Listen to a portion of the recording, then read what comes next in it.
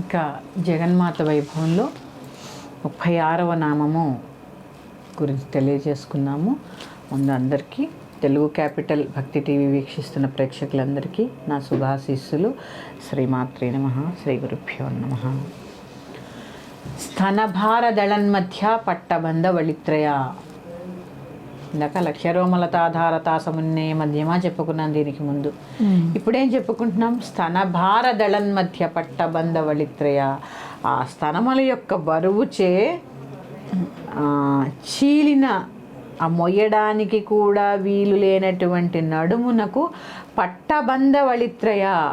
ఆ పట్టికలను, ఆ 3 మడతలను కట్టారా అన్నట్టు ఉందట. ఇక్కడ పొట్ట మీద గలది. వళిత్రయము అంటే 3, వళిత్రయము 3 మడతలు. మనకి ఉంటాయి టైర్లు, పెద్ద పెద్ద టైర్లు, అందులో టైర్లు వచ్చాయి అంటుంటారు. ఇక్కడ అదే పట్టబంధ వళిత్రయ. వళిత్రయములు అంటే 3 మడతలు. అందం చూడండి, ఆ 3 త్రయము, 3 త్రయము త్రిపుర సుందరి. అసలు చూడండి ఈ భావం పైకి ఎలా ఉంది. అమ్మ యొక్క స్తనముల భారము మోయలేక వంగిపోయి ముడతలు పడ్డట్టు చెప్తున్నారు మనకి. స్తనముల యొక్క భారానికి ముందుకు పడి వళిత్రయం ఏర్పడిందని.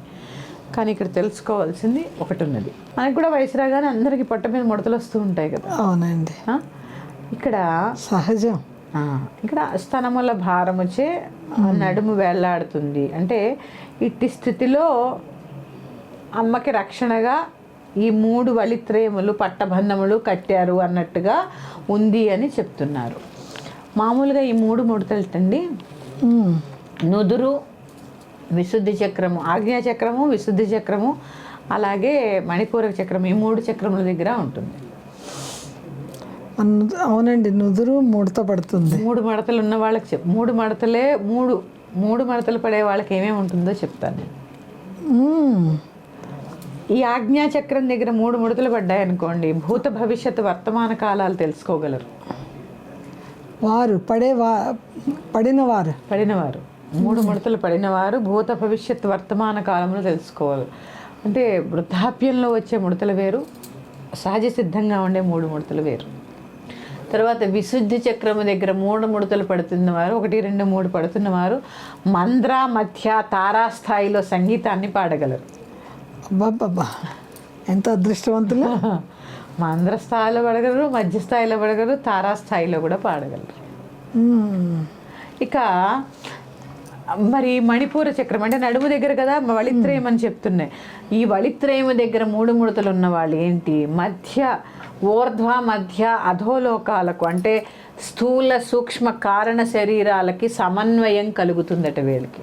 మళ్ళొకసారి చెప్పండి. స్థూల సూక్ష్మ కారణ శరీరములకి సమన్వయము కలుగుతుంది. సమన్వయము అన్ని కలపగలరు వాళ్ళు. ఊర్ధ్వలోకాలు అంటే సచ్చిదానందానికి పూర్తి స్థితప్రజ్ఞత్వం అనమాట.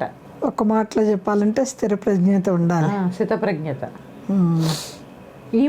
ఇది వళిత్రయము. త్రయములు అంటే ఆజ్ఞలో, విశుద్ధిలో, కటి భాగంలో. ఇక్కడ మళ్ళీ అందుకే దేవి యొక్క స్తనద్వయములు రవి మరియు సోముడు. ఇక్కడ ఏం చెప్తున్నారు? దేవే కాలస్వరూపిణి ఆమె. ఇక్కడ అదే కాలభైరుడు అంటే అర్థం ఏంటి తెలుసా మీకు? అందరూ అంటారు ఒక కుక్క అంటూ ఉంటారు. అవునవును. అనుక్షణము కాలాన్ని కాపలా కాసేవాడే. కాలం 1 మినిట్ కూడా వెళ్ళదు ఆయన దాటి. కాళి కూడా ఏం చేస్తుంది? సమయాన్ని ఎప్పుడూ కూడా వీక్షిస్తూ ఉంటుంది. ఆవిడే కాలస్వరూపిణి. కాలభైరవుడు,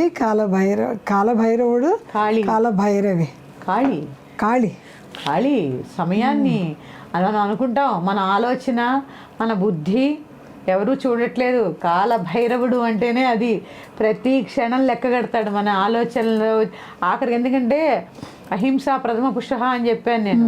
ఓన్లీ కొట్టడం ద్వారానే కాదు, వాక్కు ద్వారా అహింస చేసినా ఆయన లెక్క కడుతూనే ఉంటాడు. అవునవును, చెప్పారు. అందుకే ఇక్కడ దేవియే కాలస్వరూపిణి ఆమె. అందుకే సూర్యచంద్రులు ఆవిడ యొక్క స్థనములు. చంద్రుడు కూడా తిథికారకుడు కదా, అందుకే కాలస్వరూపుడు. అమ్మ కాలస్వరూపిణి. ఎందుకంటే సూర్యచంద్రుల్ని కలిగి ఉంది కదా. కలిగి ఉంది.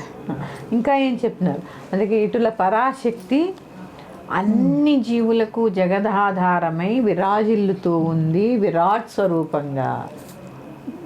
అన్ని చోట్లకి మనము భారతంలో మాత్రమే కృష్ణుడు విరాట్ స్వరూపాన్ని ఆఖరికి కళ్ళు లేని ధృతరాష్ట్రుడు కూడా ఒక క్షణం పాటు చూడగలిగాడు అని వింటూ ఉంటాం.